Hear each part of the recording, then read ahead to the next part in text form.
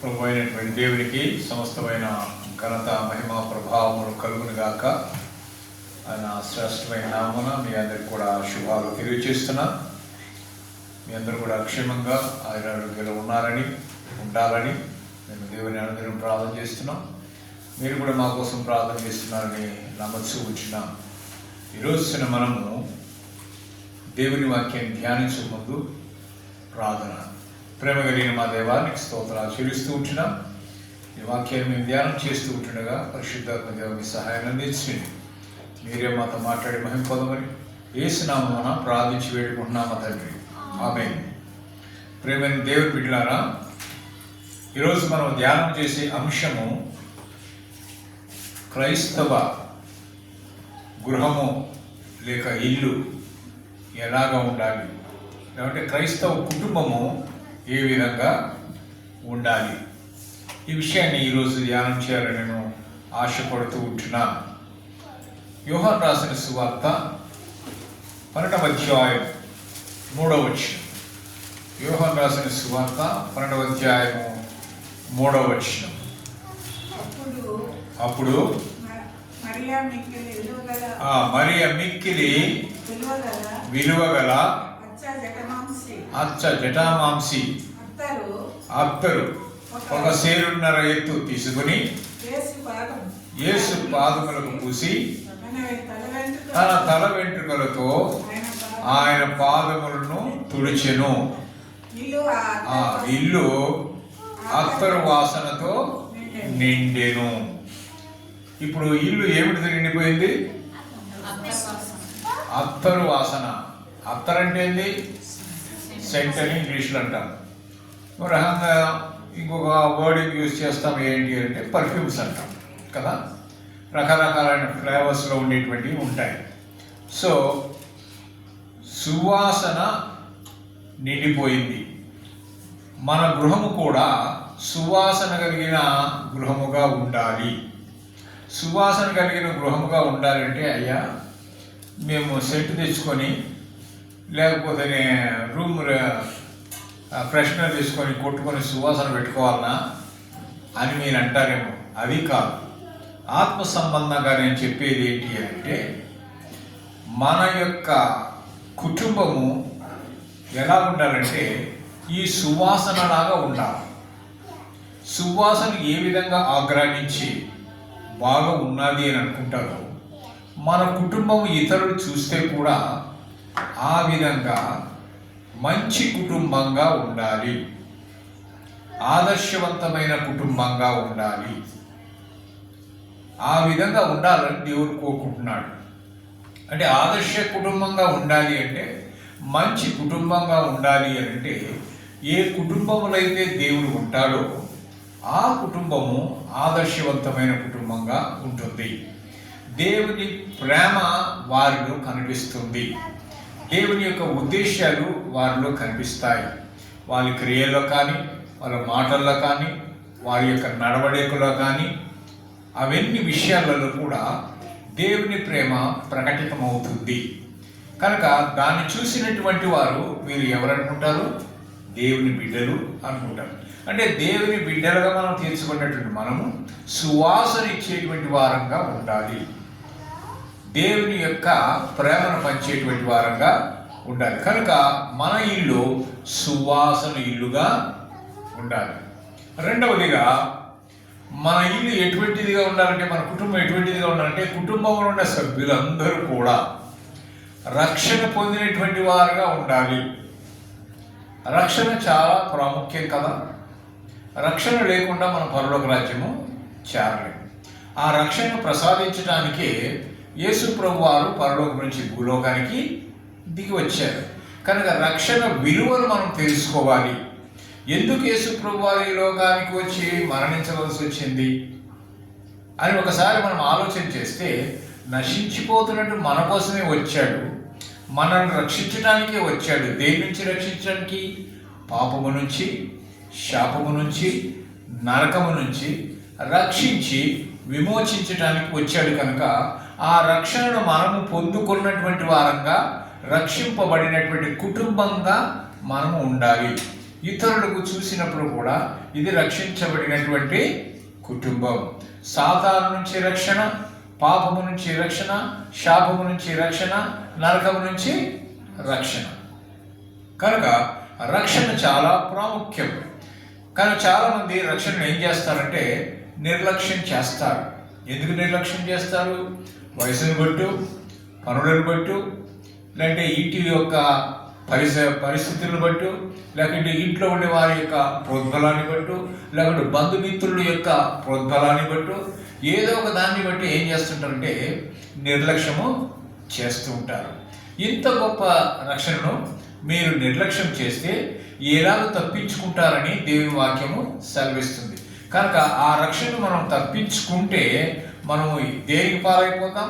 ఉగ్రతకు పాలవుతాం. కనుక ఉగ్రత నుంచి తప్పించడం కోసమని యేసు ప్రభు వారు మన రక్షణ ప్రసాదించాడు. ఈ రక్షణ సంపాదించుకోవడానికి ఏదో ఖర్చు పెట్టాల్సిన అవసరం లేదు, ఎక్కడికో పోవాల్సిన అవసరం లేదు, ఏదో గొప్ప పనులు చేయాల్సిన అవసరం లేదు, లేకుంటే ఏదైనా బరువులు ఎత్తాల్సిన అవసరం లేదు. ఆ రక్షణ ఉచితంగా ఇవ్వబడింది. కనుక ఉచితంగా మనము పొందుకోవడానికి మనం నిర్లక్ష్యం చేస్తే ఆ యొక్క రక్షణ మనము పోగొట్టుకుంటాం.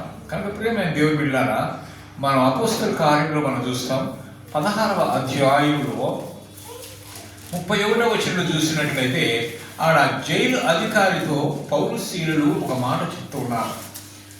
అపోస్తల కార్యంలో 16వ అధ్యాయం 31వ వచనం, అందుకు వారు ప్రభువైన యేసునందు విశ్వాసముంచుము, అప్పుడు నీవును నీ ఇంటి వారును రక్షణ పొందుదురు. చూసారా, ఎవరి యందు విశ్వాసం ఉంచితే?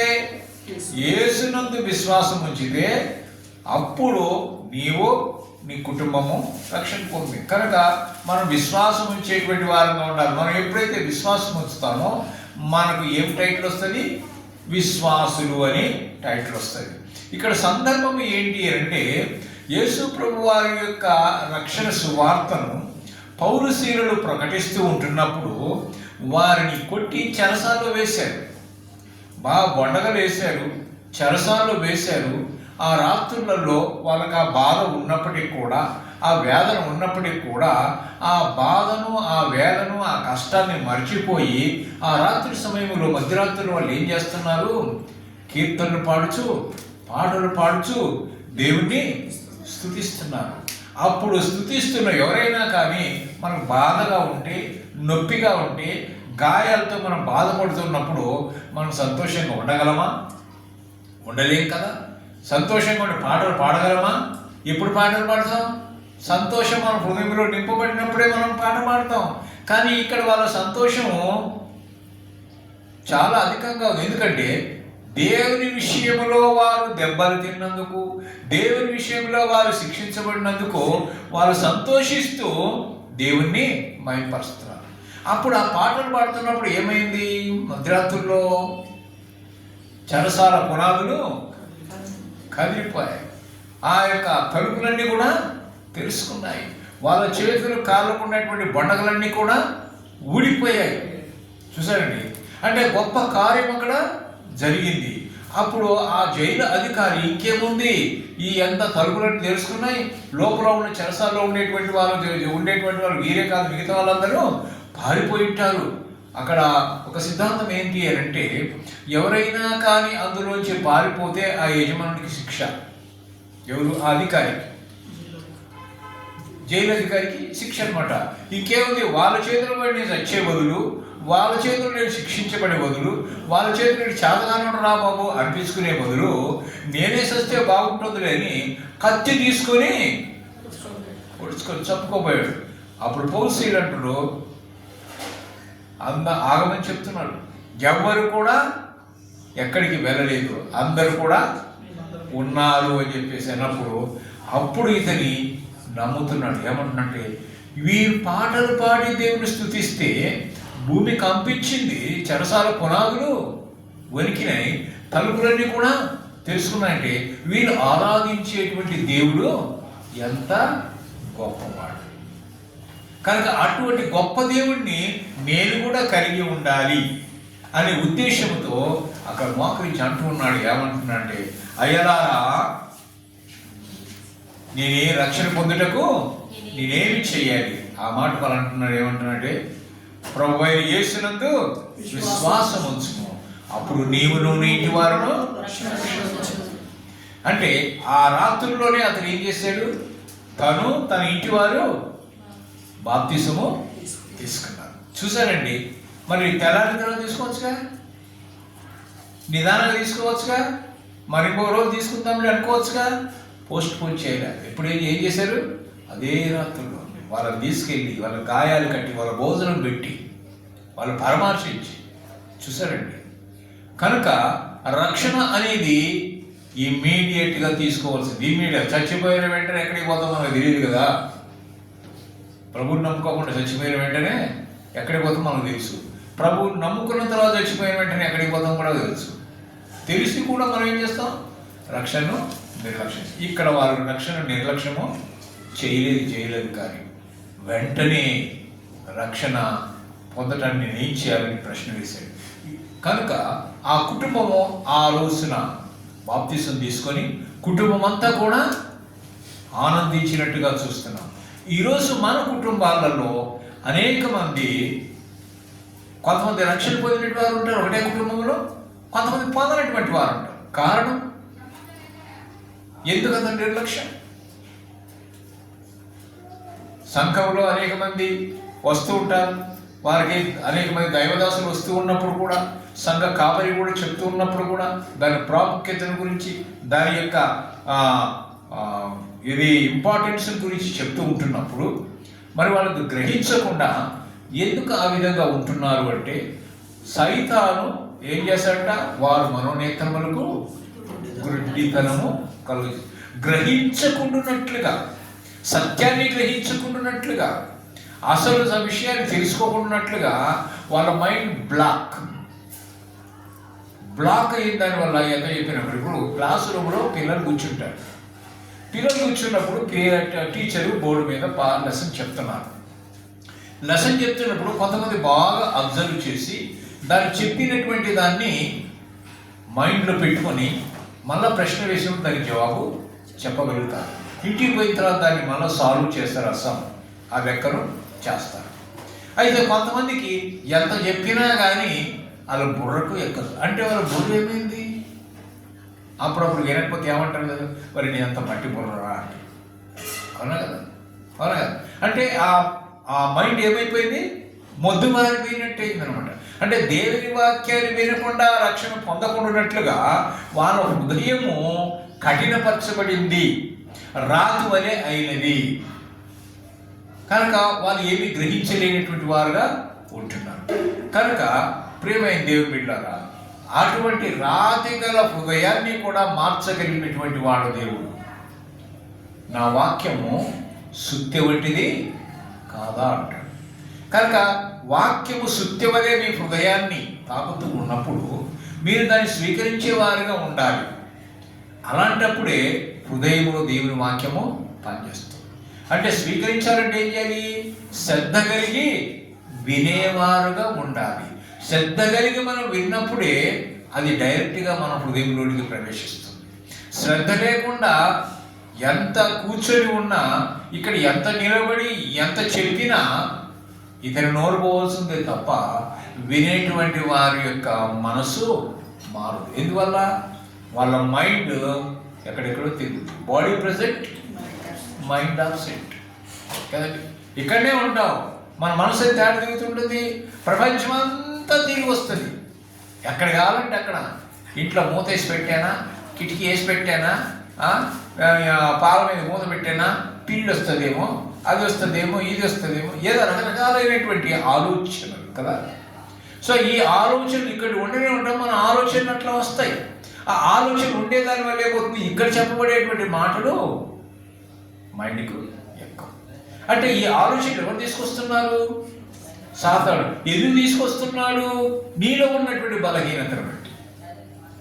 సో ఆ బలహీనతను నువ్వు తొలగించుకోగలిగితే, ఆ తొలగించమని నీవు దేవుని వేడుకోగలిగితే, గ్రహించే మనస్సు నాకు అనుగ్రహించమని నీవు దేవుని అడిగితే తప్పకుండా నీ మనోనేత్రాలు తెరవబడతాయి.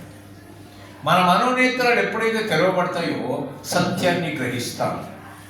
అప్పుడే మనం రక్షణ పొందగలుగుతాం. ఇక్కడ వారి యొక్క మనోనేత్రాలు తెరవబడ్డాయి కనుకనే ఆ జైలు అధికారి అంటున్నాడు, అయ్యలారా రక్షణ పొందుటకు నేనేమి చేయను. ఈరోజు మనము ఎందుకు ఆ ప్రశ్న అడగలేకపోతున్నాం? అయ్యగారు, నేను బాప్తిసం తీసుకోవాలనుకుంటున్నా, యేసు ప్రభువుని నా స్వరక్షకునిగా అంగీకరించాలనుకుంటున్నా, ఇంకా నేను ఎక్కువ తెలుసుకోవాలనుకుంటున్నా అని ఎందుకు అడగలేకపోతున్నారు? అడగలేకపోవడానికి కారణం ఎన్నకాడికి విన్నాంలే, చాలే అని చెప్పనుకునే ధోరణిలో మనం వెళ్తూ ఉంటే సత్యాన్ని మనం ఎప్పుడు కూడా గ్రహించలేదు. అన్వేషణ కావాలి, తెలుసుకునేదానికి కావాలి, క్యూరియాసిటీ కావాలి, ఉత్సాహం కావాలి. అది తెలుసుకుంటున్నప్పుడు ఇంకా ఇంకా తవ్వుతూ ఉంటే లోపల తీసేకుంది కదా, చెరువులో నీళ్ళు తీసేకొంది నీళ్ళు ఊరినట్టుగా దైవ జ్ఞానాన్ని నేర్చుకునే దాంట్లో మనము నిష్ణాతులైనటువంటి వారు కావాలి. తెలుసుకోవాలి. ఇది బైబిల్ గ్రంథము ఒక నిధి వంటిది. ఆ నిధిలోంచి తీస్తుంటే ఇంకా వస్తుంటుంది. కనుక మనము రక్షణ పొందటానికి ఎప్పుడే కానీ వెనుకంజ వేసేవారుగా ఉండకూడదు. రక్షణ పొందినటువంటి వారు నిర్లక్ష్యంగా ఉండకూడదు. నేను రక్షణ పొందాను, సరిపోయింది, నా పేరు జీవగ్రంథంలో రాయబడింది, నేను చేసిన పరలోకానికి పోతాండి, ఇంకేం చేసినా పర్వాలేదే అన్నట్టుగా ఉంటే మళ్ళా నరకానికే పోతాం. కనుక రక్షణ పొందినటువంటి వారు రక్షణ నిర్లక్ష్యము చేయకూడదు. రక్షణ పొందినటువంటి వారు రక్షణ పొందటానికి ముందుకు రావాలి, తమ హృదయాన్ని దేవునికి అర్పించుకోలేదు. చూడండి, లూకాసు సువార్తలో మనం చూస్తాం 19వ అధ్యాయంలో 9వ వచనంలో మనం చూస్తాం. ఏంటి అంటే, యేసు ప్రభువారు జక్కయ్య వాళ్ళకి ఇంట్లోకి వచ్చిన తర్వాత జక్కయ్య ఒక మాట అంటున్నాడు. ఏమంటున్నాడు? అతను మార్పు వచ్చి ఏమంటున్నాడంటే, నేను ఎవరి యొద్దనైనను అన్యాయముగా నేను ఏదైతే తీసుకున్నట్లయితే వాడిని ఎంత ఇస్తున్నాడు? 4 గంటలు చెల్లిస్తాను. అంటే ఆ మార్పును చూసి యేసయ్య అంటున్నాడు ఆ 9వ వచనంలో, ఏమంటున్నాడు? అందుకు యేసు ఇతడును అబ్రహాము కుమారుడే, ఎందుకనగా నేడు ఈ ఇంటికి రక్షణ వచ్చింది. అంటే రక్షణ వస్తే ఏమవుతుందంట? మార్పు వచ్చుద్ది. అతడు మార్పు వచ్చింది. జక్కయ్యలో ఒకప్పుడు ఇష్టం వచ్చినట్టుగా సంపాదించాడు, అన్యాయంగా తల ఒప్పుకుంటున్నాడు. నేను ఎవరి యొద్దైనా అన్యాయంగా తీసుకున్నట్లయితే అంటున్నాడు. అంటే అన్యాయంగా తీసుకున్నాడనే కదా అర్థమాడ. అంటే అన్యాయస్తుడైనటువంటి వాడని తను ఒప్పుకుంటున్నాడు కదా. అంటే అతనిలో మార్పు వచ్చింది కదా. అంటే ఎప్పుడైతే యేసు ప్రభు వారు వాళ్ళ గృహంలోకి వచ్చారో, యేసు ప్రభు వారు గృహంలోనికి రావడమే కాకుండా అతని హృదయంలోనికి కూడా ప్రవేశించాడు. అందువలనే అతనిలో మార్పు వచ్చింది.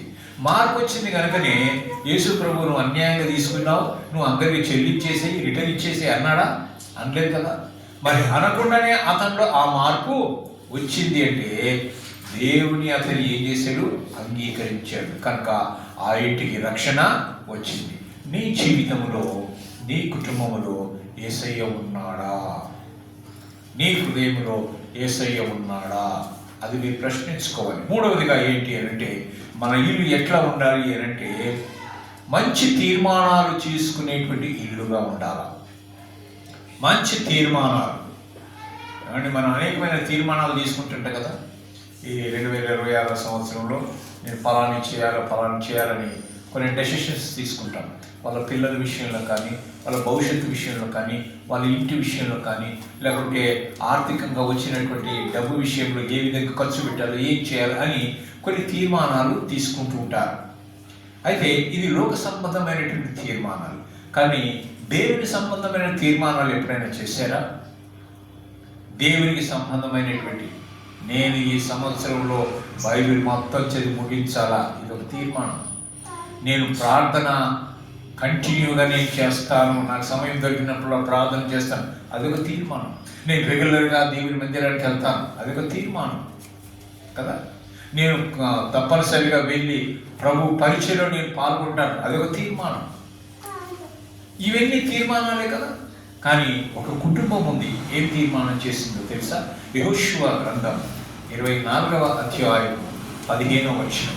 యెహోషువ గ్రంథం 24వ అధ్యాయం 15వ వచనం. ఆ కుటుంబం ఒక తీర్మానం చేసింది. ఏం చేసిందంట? యెహోవాను సేవించుటకు మీ దృష్టికి కీడని తోచిన ఎడల. ఎవరితో మాట్లాడుతున్నారు? ఇశ్రాయేలుతో మాట్లాడుతున్నాడు. మీ దృష్టికి కీడని తోచిన ఎడల మీరు ఎవరిని సేవించెదరో, నది అద్దరిన మీ పితరులు సేవించిన దేవతలను సేవించెదరో, అమోరీయుల దేశమున మీరు నివసించుతున్నారే వారి దేవతలను సేవించెదరో నేడు మీరే కోరుకోండి. ఇప్పుడు అక్కడ ఒక సవాల్ పెడుతూ ఉన్నాడు. మీరు మీ పితరులు మరి అన్యులైనటువంటి వారిని, అమోరీయులైనటువంటి వారు సేవించిన దేవతలను మీరు సేవిస్తారా, లేకుంటే యెహోవాను సేవిస్తారా? అది మీ ఇష్టం. కానీ నేను నా కుటుంబం మాత్రం ఏమంటున్నాడు? మీరు ఎవరిని సేవించినా కానీ ఇదొక తీర్మానం, నేనును నా ఇంటి వారును యెహోవాను సేవించదము అని ఒక డెసిషన్ తీసుకున్నారు. నీవు నేను కూడా ఎట్టి పరిస్థితి వచ్చినా కానీ, ఏ క్లిష్ట పరిస్థితి వచ్చినా కానీ, అనారోగ్య పరిస్థితి వచ్చినా కానీ, ఆర్థిక సమస్య వచ్చినా కానీ, ఎటువంటి ఇబ్బందులు వచ్చినా కానీ నేను మాత్రం దేవుణ్ణి వదలను, నేను దేవుణ్ణి వెంబడిస్తాను, దేవుణ్ణి మాట వింటాను అనేటువంటి తీర్మానము కుటుంబంలో ప్రతి వ్యక్తి చేసుకోవాలి. అలాంటప్పుడే ఆ కుటుంబము ఆశీర్వదించబడుతుంది. కనుక మీ కుటుంబంలో అటువంటి తీర్మానం ఉందా? ఎప్పుడైనా ఆలోచన చేశారా? నా కుటుంబము దేవునికి నమ్మకంగా ఉండాలి, నా కుటుంబము భక్తి కలిగిన కుటుంబంగా ఉండాలి, నా కుటుంబము ఇతరులకు ఆదర్శవంతమైన కుటుంబంగా ఉండాలి, నా కుటుంబం చూసినటువంటి వారు సంతోషించేవారుగా ఉండాలి, నా కుటుంబం ఇతరులకు ఆశీర్వాదకరంగా ఉండాలని ఎప్పుడైనా కానీ ఒక తీర్మానం చేసుకున్నారా? అలా చేసుకోకపోతే చేసుకోవటానికి ఒక మంచి తరుణం చేసుకోవాలని దేవుడు జ్ఞాపకం చేస్తున్నాడు. నాలుగవదిగా మన ఇల్లు ఎట్లా ఉండాలి అంటే, మన గృహము, మన కుటుంబము నీతి కలిగిన కుటుంబంగా ఉండాలి, నీతిమంతులుగా ఉండాలి. దేవుడు నీతిమంతుడు కదా, మనం కూడా ఆయన పిల్లలైనప్పుడు మనం కూడా నీతిమంతులే కదా, నీతిమంతులుగా ఉండాలి అనమాట. సామెతల గ్రంథం 3వ అధ్యాయం 33వ వచనం. సామెతల గ్రంథం 3వ అధ్యాయం 33వ వచనం. నీతిమంతులు అనీతిమంతులు, లేకపోతే భక్తిపరులు భక్తిహీనులు మనం చూస్తాం. చూడండి, భక్తిహీనుల ఇంటి వీరికి యెహోవా శాపము వచ్చును. అంటే దేవుని యందు భయభక్తులు ఎవరైతే కలిగి ఉండరో వారింటి మీదకి ఆశీర్వాదం రాదు, వారింటి మీదకి ఏమొస్తుందంట? శాపం వస్తుంది. నీతిమంతుల నివాసం మీకు ఏమొస్తుందంట? ఆశీర్వాదము వస్తుంది. నీకు ఆశీర్వాదం కావాలన్నా శాపం కావాలన్నా, నీ కుటుంబం ఆశీర్వదించబడాలి అంటే నీవు భక్తి కలిగిన కుటుంబంగా ఉండాలి. చూడండి, సామెతల గ్రంథం 15వ అధ్యాయం 6వ వచనం. 15వ అధ్యాయం 6వ వచనం. నీతిమంతుని ఇల్లు ఎట్లా ఉంటుందంట? గొప్ప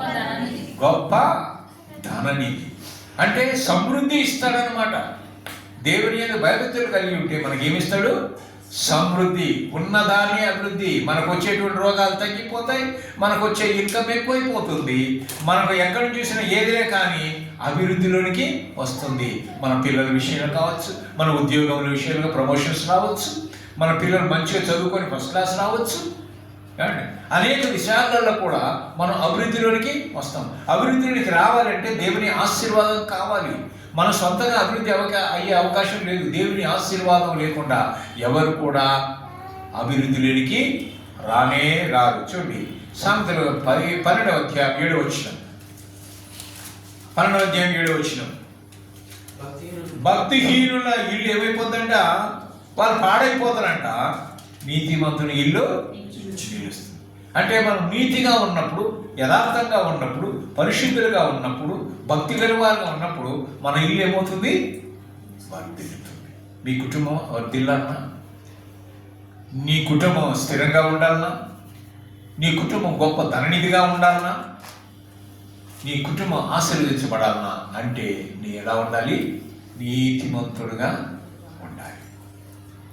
కనుక నీతిమంతులుగా వచ్చేటువంటి ఆశీర్వాదాలను పొందుకోవాలంటే నీవు నీతిగా జీవించాలి. అటువంటి కుటుంబంగా ఉండాలి. ఐదవదిగా మన ఇల్లు ఎలా ఉండాలంటే ఆశీర్వదించబడిన ఇల్లుగా ఉండాలి. ఎలా ఉండాలా?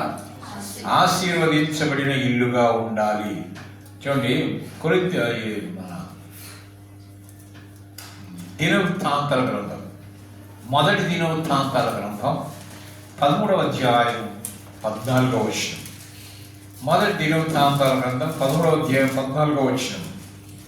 అక్కడ చూస్తాం, దేవుని యొక్క మందస్సము ఒబేదేము ఇంటిలో అతని కుటుంబం వద్ద 3 నెలలు ఉన్నప్పుడు యెహోవా ఒబేదోమును ఆ ఇంటి వారిని అతనికి కలిగే సొంతంతటిని కూడా ఏం చేశాడు? దేవుడు ఆశీర్వదించాడు. అంటే మందస్సం అంటే దేవుని సన్నిధి.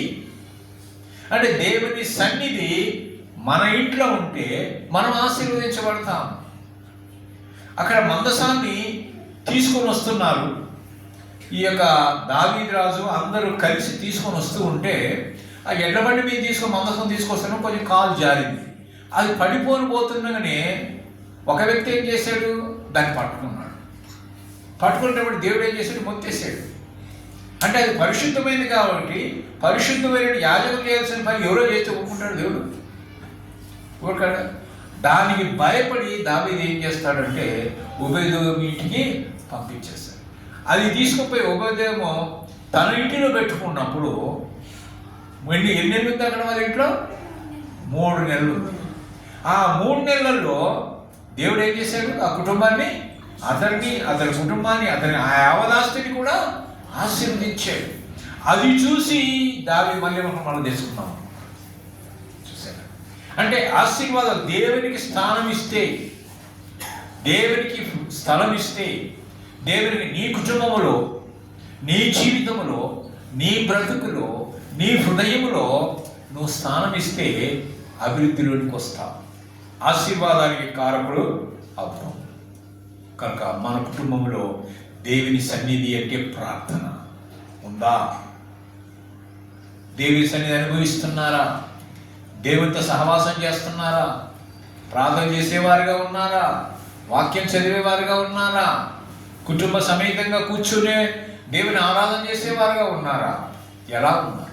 ఒకవేళ ఆ విధంగా లేకపోతే ఇప్పటికైనా కానీ అది మనం అలవాటు చేసుకోవాలి. 6వదిగా మన యొక్క క్రైస్తవ కుటుంబం ఇల్లు ఎలా ఉండాలి అంటే ఆతిథ్యం ఇచ్చే కుటుంబంగా ఉండాలి. హాస్పిటాలిటీ, వచ్చిన వారికి ఏం చేయాలి? ఆతిథ్యము ఇచ్చేవారుగా ఉండాలి. సో పౌలును మిగతా వాళ్ళందరూ కూడా మరి తీర్పు తీర్చబట్టడానికి, అంటే ఆయన అన్యుల ఎదుట నిలబడాల్సి వచ్చింది, కైసర్ దగ్గర నిలబడాల్సి వచ్చింది. అప్పుడు ఒక ఓడలో ప్రయాణం చేస్తూ ఉన్నప్పుడు ఆ ఓడ ఆ యొక్క గాలిలో తుఫాన్లో చిక్కుని పోయి దాన్ని పైకి అది ఇది అయిపోయినప్పుడు వాళ్ళు అక్కడి నుంచి తప్పించుకొని నీళ్ళలో ఒక ద్వీపానికి వచ్చారు. ఆ ద్వీపానికి వచ్చినప్పుడు ఆ ద్వీపములో ఒక ముఖ్యుడైనటువంటి వాడు ఉన్నాడు. అతని పేరు ఏం పేరంటే పొంప్లి. అతని పేరు పొంప్లి. ఆ ద్వీపంలో చాలా ముఖ్యుడైనటువంటి వాడు అనమాట. అతనికి కొన్ని భూములు కూడా ఉన్నాయి. ఆ విషయాన్ని మనం చూస్తాం. చూడండి, అపోస్తలుల కార్యములు 28వ అధ్యాయం 7వ వచనం. అపోస్తలుల కార్యములు 28వ అధ్యాయం 7వ వచనం. చాలా పొంప్లి అని ఒకడు ఆ ద్వీపంలో ముఖ్యుడు. అతనికి ఆ ప్రాంతములో భూములుండెను. అతడు మమ్మును చేర్చుకొని 3 దినములు స్నేహభావంతో ఆతిథ్యం ఇచ్చెను. వాళ్ళు ఎవరో ఏం కథో ఈ ద్వీపానికి వచ్చిన చూడవలసిన అవసరం ఉందా? 3 రోజులు వాళ్ళకి ఆతిథ్యం చేయాలని ఉందా? ఆతిథ్యం చేయడం, వాళ్ళకి కావాల్సినవన్నీ సరఫరా చేయటం, వాళ్ళకి భోజనాలు ఆహారం అన్ని ఇవ్వటం, నీళ్ళు ఇవ్వటం, వాళ్ళన్నీ కూడా అవసరాలు తీర్చడం వాళ్ళకి అవసరమా? కానీ వాళ్ళు చేసేది అంటే ఎరగకపోయినప్పటికీ కూడా, వీళ్ళు ఎవరో తెలియకపోయినప్పటికీ కూడా ఆతిథ్యము చేశారు. కనుక క్రైస్తవ కుటుంబంగా మనము కూడా ఇతరులకు ఏం చేసేవారు ఉండాలా? ఆతిథ్యం ఇచ్చేటువంటి వారుగా ఉండాలి. ఆ ఆతిథ్యం చేయ మరొకటి అని చెప్పేసి హెబ్రీయులకు రాసిన పత్రిక 13వ అధ్యాయము 1వ వచనం. హెబ్రీయులకు రాసిన పత్రిక 13వ అధ్యాయము 1వ వచనం. సహోదర ప్రేమ నిలవరముగా ఉండనియుడి, ఆతిథ్యము చేయ మరొకటి. మనకి చెప్తున్నాడు, మనం మర్చిపోకూడదది. ఆతిథ్యము చేయ మరొకటి. దాని వలన కొందరు ఎరుగకయే దేవదూతలకు ఆతిథ్యము చేశారు. సొదొమ గుమర్రాలో ఉన్నప్పుడు సొదొమ గుమర్రాని దాన్ని నాశనం చేయడానికి దేవుని దూతలు వచ్చారు కదా. దేవుని దూతలు వచ్చినప్పుడు వాళ్ళు దేవుని దూతలని లోతుకి ఏమన్నా తెలుసా? తెలియదు. కానీ వాళ్ళని ఆ యొక్క బజార్లో కనబడిన తర్వాత చూసేమన్నాడు, అయ్యగారు మా ఇంటికి రండి అని పిలుచుకొని వచ్చాడు. అంటే వాళ్ళకి పరామర్శించి వాళ్ళకి భోజనము పెట్టాడు, ఆతిథ్యం ఇచ్చాడు. అంటే ఆయన తెలిసి చేసినోడు కాదు కదా, తెలియకని. అందుకని తెలియకనే కొంతమంది దేవదూతలకి ఆతిథ్యం. కనుక ఏ రూపంలో ఎవరు మన దగ్గరకు వస్తారో మనకు తెలియదు. కానీ మనం పరీక్షించడానికే దేవుడు ఎవరినన్నా పంపించవచ్చు. కానీ ఆ సమయంలో మనము ఆతిథ్యము లేదనేటువంటి వారుగా ఎందుకు వచ్చిండ్రా అని తిట్టుకునేటువంటి వారు కాకుండా మనకు కలిగిన దాంట్లో మనం ఏం చేయాలా? ఆతిథ్యం. నీ దగ్గర ఏం లేదు, మంచి నెల్లి శిష్యుడిని చేర్చుకున్నవాడు శిష్యుని యొక్క ఫలము పొందును. ప్రవక్త అని చేర్చుకున్నవాడు ప్రవక్త యొక్క ఫలము పొందును. కనుక నీవు ఎవరిని కూడా ఎవరి పేరు చేర్చుకుంటున్నావు? దేవుని పేరు, దేవుని నామాన్ని నువ్వు చేర్చుకుంటున్నావు. కనుక నీవు ఏం తలంచాలంటే నేను దేవునికి చేస్తాను, నేను మనుషులకు చేయటం లేదు, నేను దేవునికి చేస్తాను. అలా నీవు తలంచినప్పుడు దేవుని యొక్క ఆశీర్వాదాలు నీకు వస్తాయి. కనుక ఆతిథ్యం ఇచ్చేటువంటి కుటుంబంగా మనది ఉండాలి. 7వదిగా జ్ఞానం కలిగిన బుద్ధి కలిగినటువంటి కుటుంబంగా మనం ఉండాలి. ఎందుకంటే జ్ఞానం లేనటువంటి వారి కుటుంబంలో కొంతమంది ఉంటారు. జ్ఞానం లేకుండా అజ్ఞానంతో తమ కుటుంబాన్ని పాడు చేసుకునే వారు ఉన్నారు. లేరంటారా? వాక్యం చెప్తుంది చూడండి. సామెతల గ్రంథం 14వ అధ్యాయం 1వ వచనం. సామెతల గ్రంథం 14వ అధ్యాయం 1వ వచనం. జ్ఞానవంతురాలు తన ఇల్లు కట్టుకోవచ్చు. చూసారంటే ఇల్లు కట్టుకుంటుంది అంటే దాని అర్థం ఏంటి? ఏదో రాళ్ళు, ఇటుకలు, సిమెంటు, ఇసుకేసుకొని కట్టుకుంటుందని కాదు. అది ఏంటి అంటే తన కుటుంబాన్ని భద్రం చేసుకుంటుంది, తన కుటుంబాన్ని ఒక క్రమశిక్షణలో పెట్టుకుంటుంది, తన కుటుంబంలో ఇతరులకి ఆదర్శవంతంగా ఉండటానికి భయభక్తుల్లో పెంచుకుంటుంది, లోపాలుంటే సరి చేసుకుంటుంది. తనలో లోపాలున్నా, కుటుంబస్తుల్లో ఉన్న, పిల్లల్లో ఉన్న వాటిని సరి చేసుకోవడానికి తన కుటుంబాన్ని కట్టుకుంటుంది. అయితే అక్కడ ఇంకా చెప్తున్నాడు 3 రాళ్ళు ఎట్టుంటుందంట? 3 రాళ్ళు తన చేతులతో తన ఇల్లును ఊడబీకుండా. అంటే మూర్ఖంగా మాట్లాడేదాని వల్ల, మూర్ఖంగా ప్రవర్తించే దాని వల్ల తన కుటుంబంలో శాంతి సమాధానం లేకుండా చేసుకుంటుంది. జ్ఞానవంతురాలు ఏం చేస్తుంది? తన కుటుంబంలో శాంతి సమాధానం కలిగి ఉండటానికి ఏ సమస్య వచ్చినా కానీ తెలివి ఉపయోగించి మాట్లాడటము, పని చేయటం. భర్త కోపంకి వచ్చినాడనుకో, నీవు కూడా రెచ్చిపోయి మాట్లాడితే అది మూర్ఖత్వం అవుతుందా లేకుంటే ఎట్లా ఉంటుంది? మూర్ఖత్వమే కదా. కానీ నీ శాంతి సమాధానాలు ఉండాలంటే కొంచెం నువ్వేం చేయాలి? ఓపిక పట్టాలి కదా.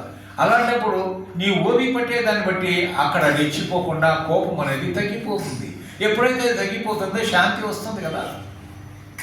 నీ సమస్య తర్వాత నిదానంగా చెప్పుకునే దానికోసం నీ సమస్యను చెప్పుకోవటానికి వచ్చిన వెంటనే కొంతమంది ఇంకా తలుపు దగ్గరికి వస్తున్నో లేదో అవి లేవు ఏదో కొంతమంది వచ్చి రాగానే లేదో వాళ్ళు అంటున్నారు ఇట్లా పో, ఇప్పుడు అడుగుపో, ఇప్పుడు అనుకో, ఇప్పుడు తిట్టుకో, ఇప్పుడు కొట్టుకో కదా.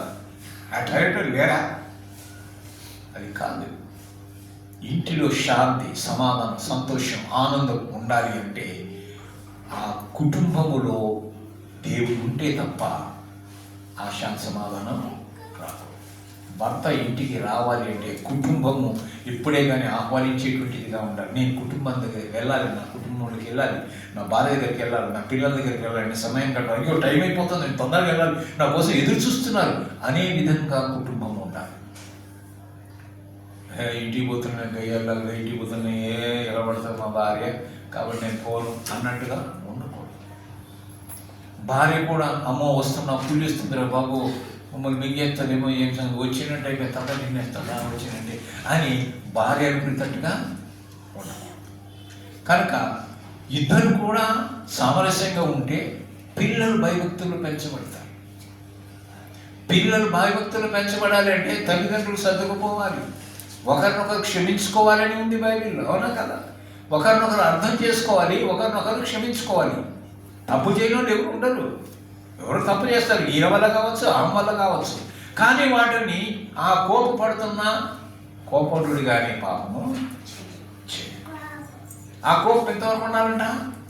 సూర్యుడు అస్తమించే వరకే ఉండాలి. అంటే అంతవరకు కంపల్సరీ ఉండాలని కాదు, అర్థమైందా? కోపం ఎప్పుడైనా వదిలేసి, అంటే నీ కోపం అంతవరకు అంత లాంగ్ లాస్ట్ ఉండకూడదు, అంత మించి ఉండకూడదు అని చెప్పి దేవుని వాక్యం చెప్తుంది. కనుక కోపిష్ఠులు కోప్పడుతూ ఉంటే ఇంట్లో శాంతి సమాధానాలు ఉండవు. కనుక మరి ఆ కోపమును తగ్గించాలి అంటే భర్త యొక్క టెక్నిక్ భార్య తెలిసి ఉండాలి, భార్య యొక్క టెక్నిక్ భర్త తెలిసి ఉండాలి. దేని చేస్తే ఆయన సైలెంట్గా ఉంటాడు, దేని చేస్తే ఈమె సైలెంట్గా ఉంటుంది, ఏమి చేస్తే కుటుంబంలో శాంతి ఉంటుంది, సమాధానం ఉంటుంది. చూసండి, కనుక శాంతి సమాధానం రావాలంటే కుటుంబములో దేవుడు ఉండాలా, దేవుని సన్నిధి ఉండాలా, ప్రార్థన అనేది ఉండాలి. కనుక జ్ఞానం కలిగిన స్త్రీ ఆ విధంగా అందరినీ కూర్చోబెట్టి ప్రార్థనలకి నడిపించేటువంటిదిగా ఉంటుంది. జ్ఞానురాలు కాకుండా 3 రాళ్ళైతే ఇక తన ఇల్లు ఏం చేస్తాడ, పేరుకేసుకున్నట్టుంటారు. పేరుకేసుకున్నదంటే ఏంటి? పీకేసి తాటాకులా విసిరి పారేసినట్టుంటారు కదా. ఆ విధంగా 8వదిగా క్రైస్తవ గృహం ఏ విధంగా ఉండాలంటే యథార్థంగా ఉండాలి. ఎలా ఉండాలా? యథార్థంగా ఉండాలా. చూడండి, సామెతల గ్రంథం 14వ అధ్యాయం 11వ వచనం, భక్తిహీనుల ఇల్లు నిర్మూలమగును, యథార్థవంతుల గుడారము వర్ధిల్లు. అంటే వాళ్ళ ఇల్లు వర్ధిల్లుతుంది. యథార్థంగా ఉంటే దేవుడు ఏ మేలు చేయకుండా మానడు, తప్పకుండా మేలు చేస్తాడు. మేలు చేస్తాడంటే ఆ కుటుంబము వర్ధిల్లుతుంది, అంతకంతగా అంచెలంచెలుగా. ఈరోజు రేకుల ఇల్లులో ఉన్నావు, నేను ఆశీర్వదిస్తే ఒక బంగళాలో ఉంటావు, నేను ఆశీర్వదిస్తే 3 బెడ్రూమ్లో ఉంటావు, నేను ఆశీర్వదించే 3 అంతస్తు బిల్డింగ్ రావచ్చు. నేను ఆశీర్వదిస్తే ఆపేవాడు ఎవరు? దేవుడు ఆశీర్వదించడం మొదలు పెట్టాడంటే అది ఎవరి తరమ కదా ఆపడానికి. దేవుడు నిన్ను మొత్తడం మొదలు పెట్టాడంటే అది ఎవరి తరం కాదు నేను పైకి తీసుకోవడానికి. కనుక 2 కూడా ఆయన చేతిలో ఉన్నాయి. కాబట్టి నువ్వు ఆశీర్వాదం కోరుకుంటావా, శాపాన్ని కోరుకుంటావా? ఆశీర్వాదాన్ని కోరుకున్నట్లయితే యెహోషువలాగా నువ్వు ఏమనాలి? నేను నా ఇంటి వారును యెహోవాను సేవించను అనాలి. 9వదిగా మనము గృహం ఎట్లా ఉండాలంటే ఇతరులకు ఆశ్రయం ఇచ్చేదిగా ఉండాలి. ఏమిచ్చేదిగా ఉండాలా? ఆశ్రయం ఇచ్చేటువంటిదిగా ఉండాలి. 2వ రాజుల గ్రంథం 4వ అధ్యాయం 9వ వచనం 10వ వచనం. 2వ రాజుల గ్రంథం 4వ అధ్యాయము 9వ వచనం 10వ వచనంలో అక్కడ శూనేమీయురాలు కనపడుతుంది. ఆ శూనేమీయురాలు దగ్గరికి అప్పుడప్పుడు ఎలీషా గారు వస్తుండేటువంటి వారు. ఎలీషా ప్రవక్త వస్తున్నప్పుడు ఈమెకు ఒక ఆలోచన వచ్చింది. ఆలోచన వచ్చి భర్తతో అంటుంది, ఏమంటుందంటే, మన యొద్దకు వచ్చి పోవచ్చున్న దైవజనుడు భక్తి గలవాడని నేను ఎరుగుదును, కావున మనం ఏం చేద్దామంటే మన ఇంటి పైన ఆ గోడ మీద ఏం చేద్దాం, ఒక చిన్న గది ఏర్పాటు చేద్దాం, ఒక సింగిల్ రూమ్ను ఏర్పాటు చేద్దాం, అంటే పెంట్ హౌస్ లాగా ఏర్పాటు చేద్దాం.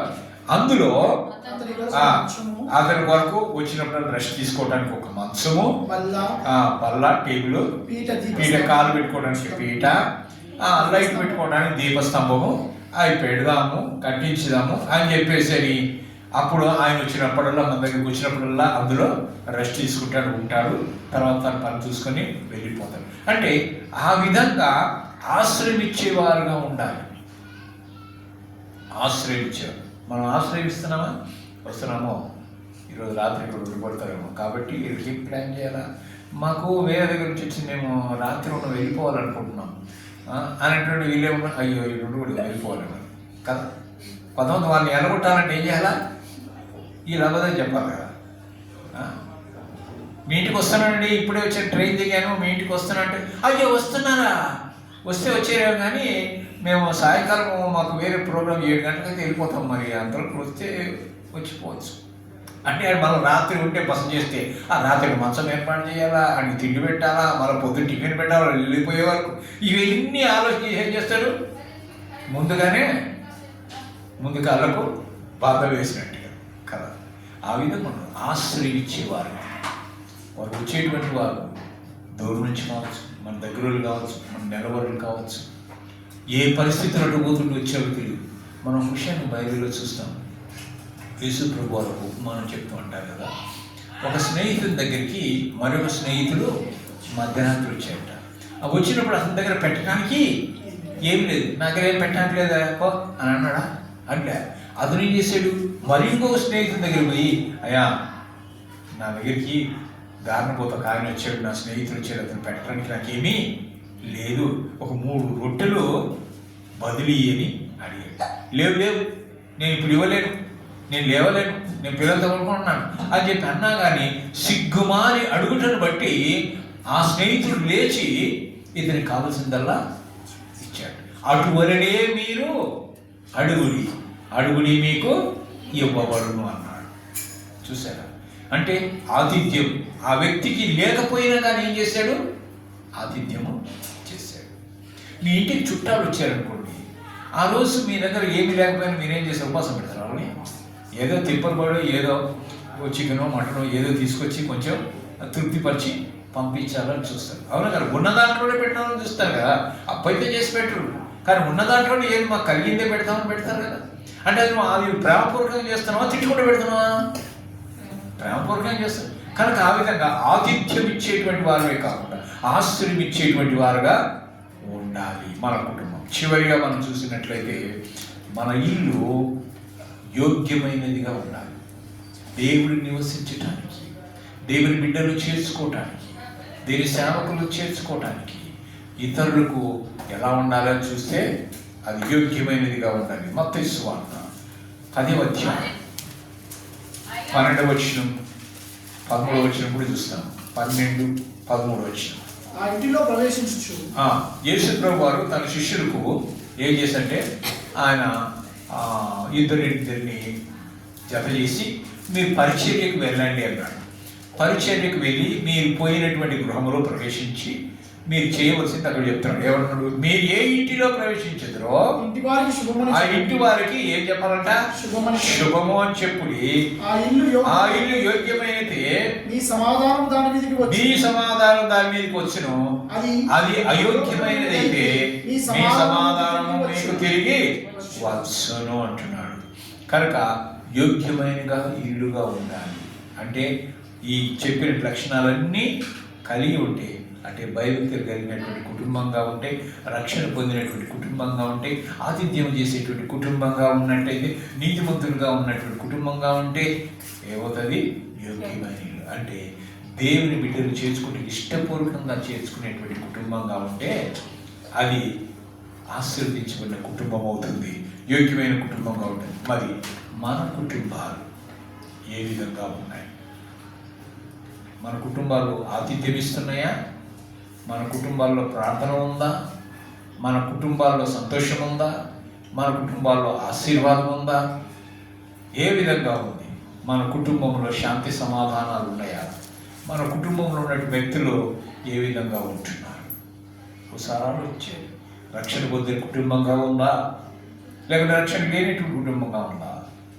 సువాసన ఇచ్చే కుటుంబంగా ఉందా లేదా? ఒకసారి ఆలోచించేసి ఇప్పుడు చెప్పినటువంటి అంశాలు ఏవేం చెప్పారు, ఎట్లా ఉండాలి మన కుటుంబాలు? మొదటిగా సువాసన కలిగిన కుటుంబంగా ఉండాలి. రెండవది ఆతిథ్యం ఇచ్చేటువంటి కుటుంబంగా ఉండాలి. ఇంకా దేవుని సేవించే కుటుంబంగా ఉండాలి. రక్షణ పొందినటువంటి కుటుంబంగా ఉండాలి. ఇంకా ఆశ్రయం ఇచ్చే కుటుంబంగా ఉండాలి. మంచి తీర్మానాలు తీసుకునేటువంటి కుటుంబంగా ఉండాలి. ఇంకా జ్ఞానము కలిగినటువంటి కుటుంబంగా ఉండాలి. ఈ విధంగా ఇన్ని మనం నేర్చుకున్న దేవుడు మనకి హెచ్చరికలు చేస్తున్నాడు అంటే మన జీవితంలో ఏదో ఒకటి లోపము ఉంది. ఆ లోపాలని సరిచేసుకొని దేవునికి ఇష్టమైన కుటుంబంగా ఉండాలి. అటు కృప దేవుడు మనకు అనుగ్రహించును గాక. ఆమె ప్రార్థన చేస్తాం. ప్రేమ కలిగిన మా దేవ, నీకు స్తోత్రాలు చెల్లిస్తూ ఉంటున్నామా తండ్రి. మరి మా కుటుంబం, మా ఇల్లు ఏ విధంగా ఉండాలనో, ఆయన ఏ విధంగా మలుచుకోవాలనో అనే విషయాన్ని మీరు మాకు జ్ఞాపకం చేశారు. అనేకమైనటువంటి ఆయన యొక్క వాక్యాల ద్వారా, ఉపమానాల ద్వారా మీరు మాకు జ్ఞాపకం చేస్తూ మీ స్తోత్రాలు చెల్లిస్తున్నాం. నీకు ఇష్టమైన కుటుంబంగా, నీ సన్నిధానాన్ని కలిగిన కుటుంబంగా, ఆయన రక్షణ కలిగినటువంటి కుటుంబంగా, ఆతిథ్యం ఇచ్చేటువంటి కుటుంబంగా, యోగ్యమైనటువంటి కుటుంబంగా, నీతిమంతులు కలిగినటువంటి కుటుంబంగా ఉన్నట్లుగా మీరు మా కుటుంబమును మీరు ఆశీర్వదించి మహిమ పొందమని యేసు నామమున ప్రార్థించి వేడుకుంటున్నాము తండ్రి. ఆమేన్.